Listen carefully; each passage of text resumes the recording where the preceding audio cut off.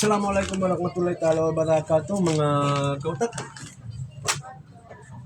Ngayong araw po, mayroon lang po akong i-update sa inyo na bagong blade natin. Ito po ay additional blade namin.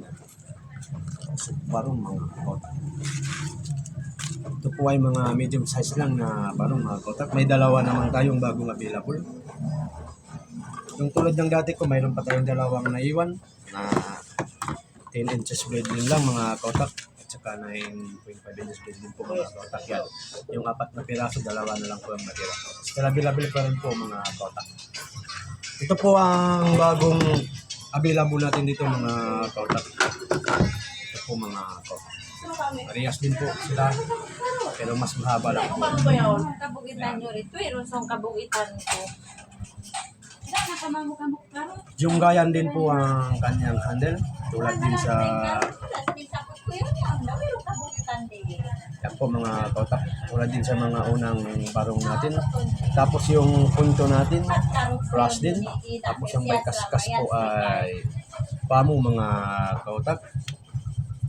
Din po ang ating handle ay santulwood po mga kautak. Ito po santulwood. Tapos may MOP po mga kautak. Yan.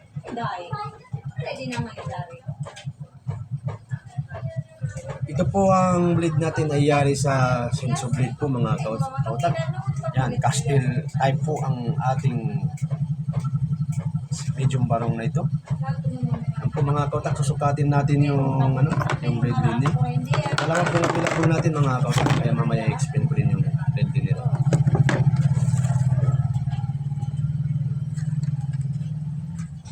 Ang blade din po nito ay 11 inches blade din po, 11.5 inches blade din po mga kautak. 11.5 inches po mga kautak. Yan po. Yan. Full shop na po ito mga kautak yan. Makikita nyo po yung subo niya. Kitang-kita nyo naman po sa ating video mga kautak. Pero siyempre, dapat pa rin may cut test natin yan. May ano naman po tayo dito. Deeper cut test lang natin ito mga kautak. Yan po mga kautak. Wow. Yan.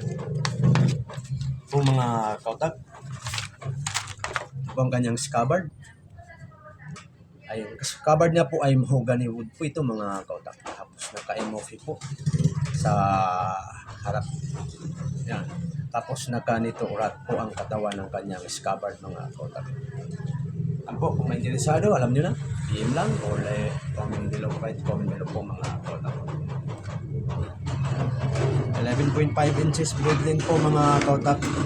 Tapos sukatin natin ang overall niya. Handle, yung handle niya po ay may haba na 5.5 inches. Tapos ang overall niya po ay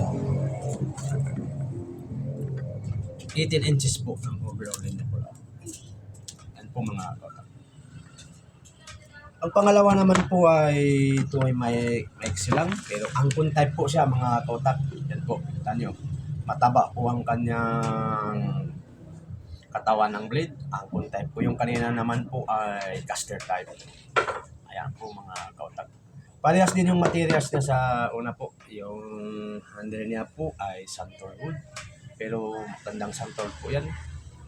Kaya parang itim na siya. Tapos din po yung kanyang handle, naka-MOF, may okay din po mga kautak.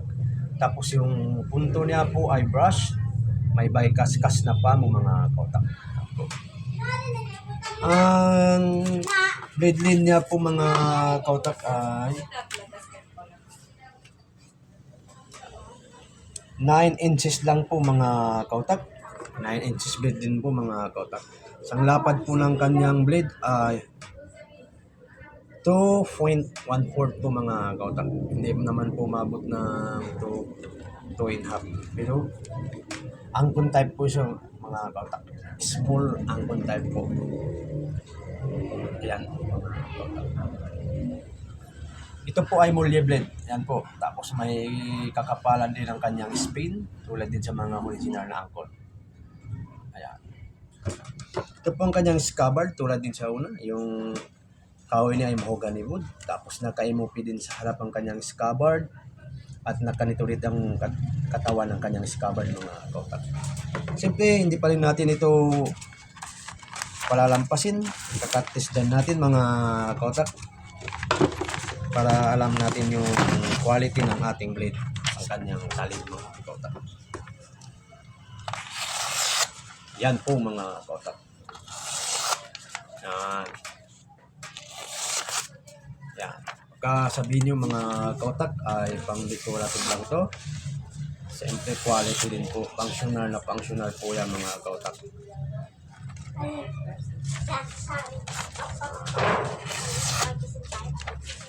Kaya kung may interesado po mga kautak, yan po. Paunahan lang, huwag na magpahuli. PM lang at comment po. Po mga kautak, maraming salamat po. Please always follow my page mga kautak. At sa ating YouTube channel, please subscribe, like, and share po mga kautak para update kayo pa sa mga bagong video i-upload natin tulad nito. Kung mayroon tayong bagong mga i-upload na video na authentic Taos of Blade po mga kautak. Maraming salamat po always sa palaging pagsuporta sa aming mga Taos of Pandayan mga kautak. Mag-support.